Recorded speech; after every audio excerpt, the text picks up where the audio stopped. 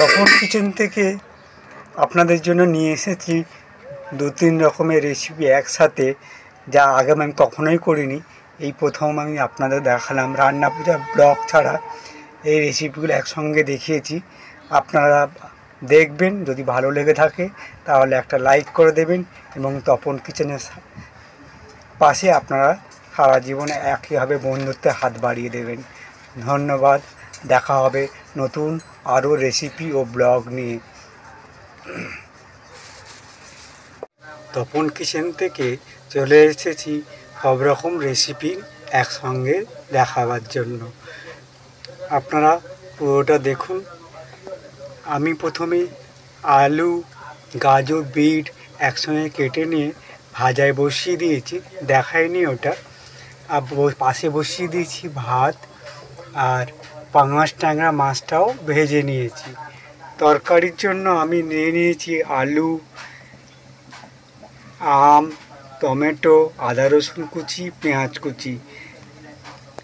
মাছে ঝাল টাইপে বানাবো এবং সঙ্গে হবে সজনে পাতা, মুসুরির ডাল দিয়ে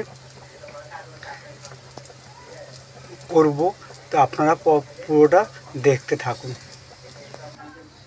সজনে পাতাটা সেদ্ধ করে নিয়েছি, আর মশলার মধ্যে নিয়ে নিয়েছি সর্ষের তেল, 5 ফোড়ন, হলুদ গুঁড়ো আর নুনের গুঁড়ো। তো এগুলো যখন দেব আপনাদেরকে দেখিয়ে দেব, পরিমাণ মতো দিয়ে দেব। ভাজাটা হয়ে গেছে, নেড়ে চেড়ে এবারে আস্তে আস্তে একটি বাটিতে নামিয়ে নিই। আলুটা একটি বাটিতে তুলে নিয়েছি। এবারে কড়ায় তেল দেব।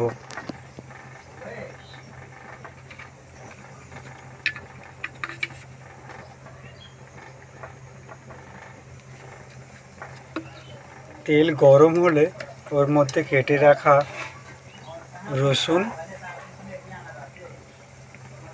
আর আদা কষিয়ে নিয়ে নেব। তার আগে আলুটা ভেজে নেব। ভাত হয়ে গেছে, ডালটা নামিয়ে নেব। মুসুরির ডাল সেদ্ধ দিয়েছিলাম, এবার নামিয়ে নেব। একটি পাত্রে মধ্যে রেখে দিলাম। ওর মধ্যে দিয়ে দেব ঠান্ডা জল।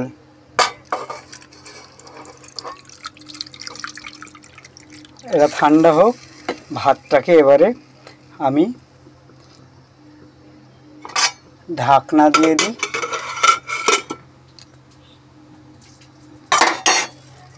তারপরে ওটাকে আমি ঝেড়ে দেবো।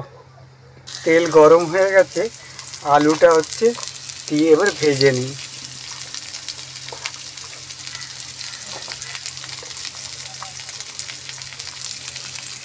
আলুটা ভাজা হোক।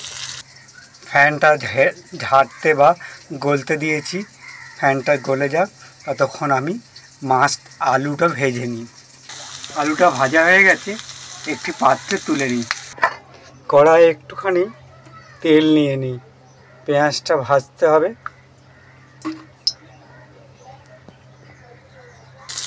পেঁয়াজটা দিয়ে দিয়েছি, এবার একটু লাল লাল করে ভেজে নিই।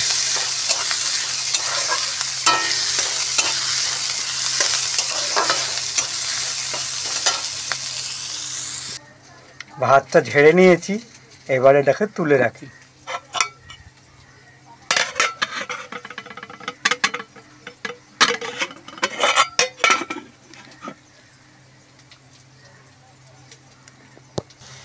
পেঁয়াজ ভাজা হয়ে গেছে, ওর মধ্যে এবারে দিয়ে দিচ্ছি আদা রসুন।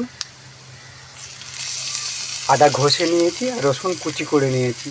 আপনারা চাইলে বেটে নিতে পারেন। ভালো করে ভেজে নিই। আদা রসুনটা ভেজে নিচ্ছি। পেঁয়াজও ভাজা হয়ে গেছে, আমি ওর মধ্যে দিয়ে দিচ্ছি কেটে রাখা টমেটো।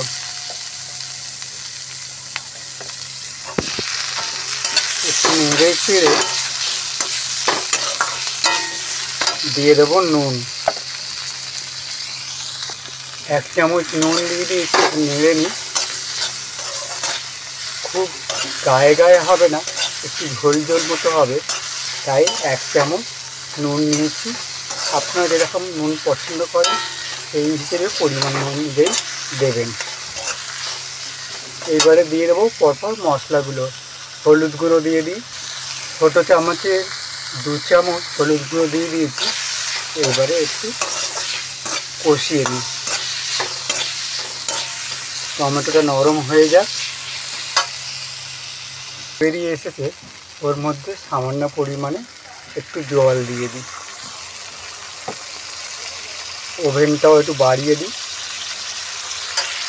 ভালো করে এবার আবার একটু কষিয়ে নিই।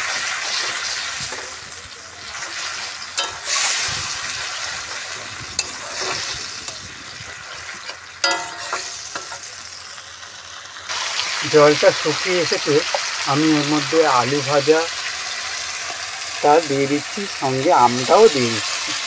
আপনারা আমটা পরেও দিতে পারেন, আমি এখন আম দিয়ে দিলাম। ভালো করে নেড়ে চেড়ে নিই, যেহেতু আলু ভাজা আছে বেশি ভাজার দরকার নেই, মশলার সঙ্গে মিশিয়ে নিই।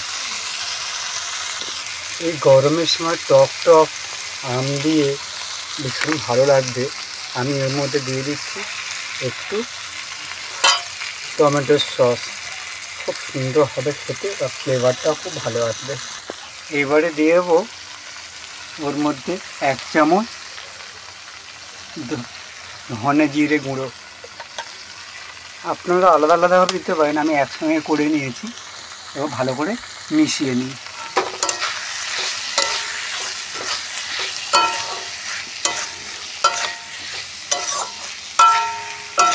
কত সুন্দর কালার এসছে দেখুন। লঙ্কা গুঁড়ো দেবো না, গরমে বিভিন্ন পেটের রকম সমস্যা, এই জন্য কাঁচা লঙ্কা দিয়েই আমি দেবো। কাঁচা লঙ্কাটা পরে অ্যাড করছি। পরিমাণ মতো জল নিয়ে নিয়েছি, একটু ঝোল ঝোল মতো হবে। আমি ওর মধ্যে মাছটা দিয়ে দিচ্ছি, কারণ এখন এই কারণেই দিলাম, মাছটা খুব হার্ডি, সেদ্ধ হতে সময় লাগবে। এখন দিয়ে দিলাম, আর ওর সঙ্গে একটু মশলা ধোয়া জল দেবো, ওর সঙ্গে মশলা ধোয়ার জল দিয়ে দেবো, তাহলে আর ঢাকনা দিয়ে দেবো, ভালোভাবে সেদ্ধ হয়ে যাবে। ওভেনটা জোরে দিয়ে ঢাকনা দিয়ে দিয়েছি, কিছুক্ষণ ফুটে গেলে তারপরে দেখে নামিয়ে নেব। তরকারি ফুটে গেছে, আমি ওর মধ্যে দিয়ে দেবো সামান্য পরিমাণে কস্তুরি মেথি দিয়ে দিচ্ছি। এর মধ্যে কস্তুরি মেথি ভালো করে দিয়ে দিলাম। এইবারে মিশিয়ে নেব।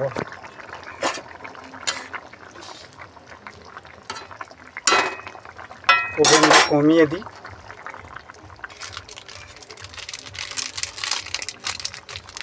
এর মধ্যে দিয়ে দিচ্ছি চিকেন মশলা। আপনারা দিয়ে দেখবেন, নতুনভাবে ভীষণ খেতে সুন্দর হয়। গরম মশলা দেওয়ার প্রয়োজন হবে না। আমার কাছে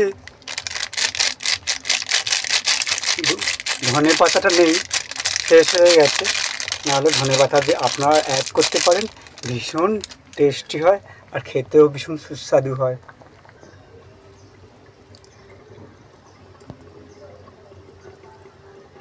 ঢাকনাটা দিয়ে দিলাম। এর মধ্যে একটা লঙ্কা আমি দিয়ে দিলাম, আর দিয়ে দেবো 1 চামচ চিনি।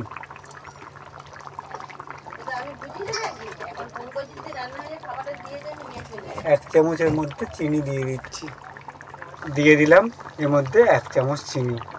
আপনারা মিষ্টি পছন্দ করেন না, দেবেন না, ঝাল ঝাল ভালো লাগবে খেতে।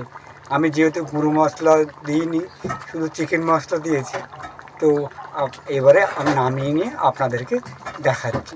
কড়াই সামান্য পরিমাণে তেল নিয়ে নিয়েছি, ওর মধ্যে ফোড়নে দিয়ে দিচ্ছি 5 ফোড়ন। 5 ফোড়নটা ভাজা হয়ে গেলে আমি ওর মধ্যে দিয়ে দেবো ছেঁকে রাখা সজনে পাতাগুলো। এটা আমি সেদ্ধ করে নিয়েছি।